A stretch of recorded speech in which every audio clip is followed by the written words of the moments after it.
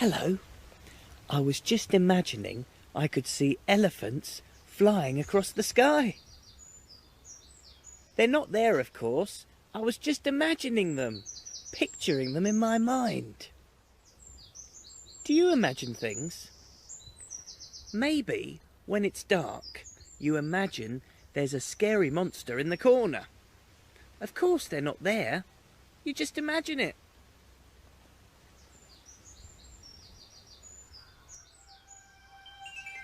Listen. It's the house. There must be a story to tell.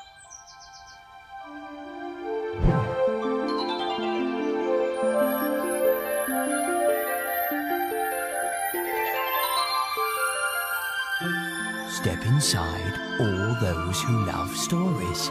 Look and listen.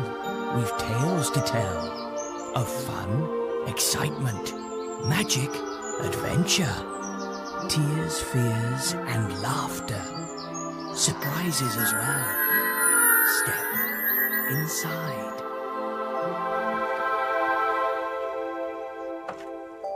Hello? Bong, twang, bong. Oh dear. Oh my goodness.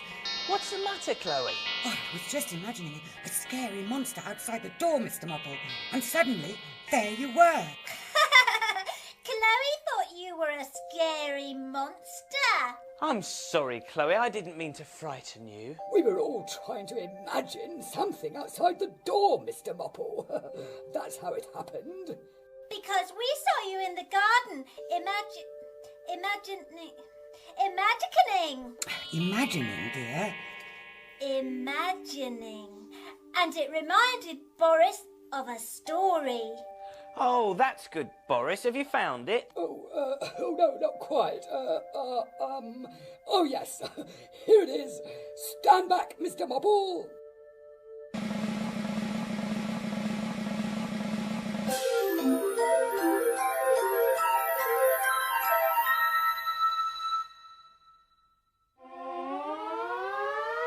Oh, thank you, Boris. I bet it's a story about imagining. The story's called Mum's Late. It's time to go home. Everyone's waiting. Start getting ready, Jerome, says Mrs. Stewart. Paul, look, I can see your mother outside.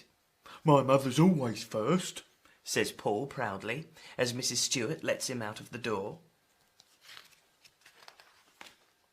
What's happened to your mother, Jerome? Asks Mrs. Stewart. She's not here, says Jerome. I expect she's on her way, says Mrs. Stewart. Which one's Jerome? That's him. Oh. There's your brother with his mountain bike, Emily. Put your helmet on and remember to hold on tight, says Mrs. Stewart. Is your mother here yet, Jerome? No, says Jerome. She's taking her time then, says Mrs. Stewart. Look, there's Jerome, and he's imagining that his mum and baby sister are in a cafe somewhere eating huge ice creams. They're not really doing that, are they? No, he's just imagining it. Oh. Look, Sammy, isn't that your father waiting?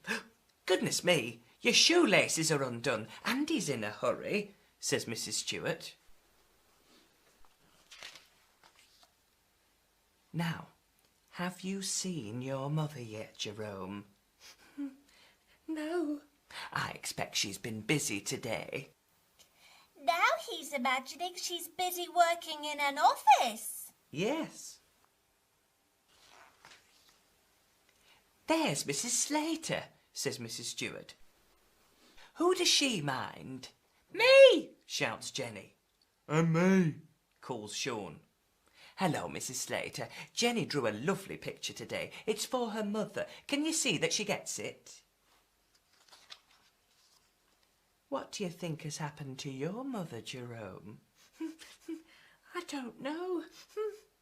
Don't worry. I expect she's been held up, says Mrs. Stewart. She'll be here soon.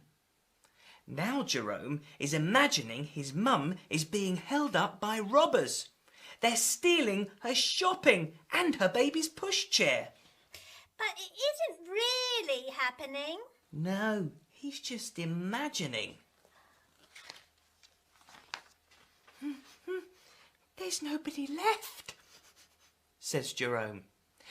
Go and sit in the book corner, says Mrs. Stewart. Choose a book and have a quiet read while you wait. She's forgotten me, says Jerome, and gone away forever. Now he's imagining that she's in a boat sailing far away. Mothers don't forget their children, says Mrs. Stewart.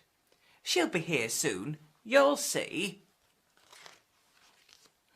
Perhaps she's been squashed by an elephant, thinks Jerome. Look, the baby's holding up the elephant. Or perhaps she doesn't want me anymore and she's gone to choose a new little boy.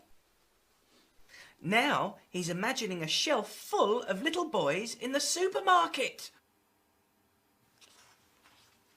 Look, Jerome, who is that coming through the gate?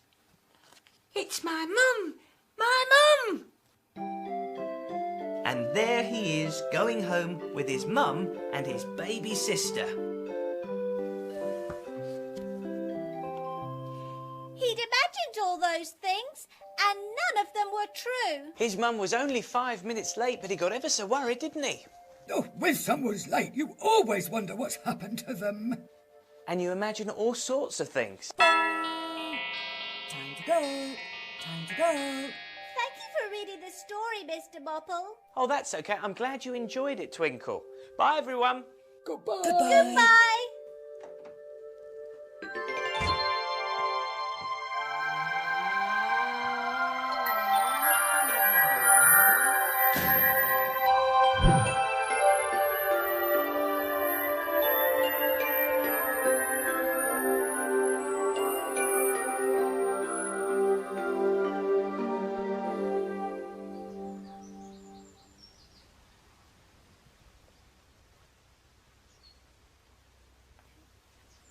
No time for any more imagining.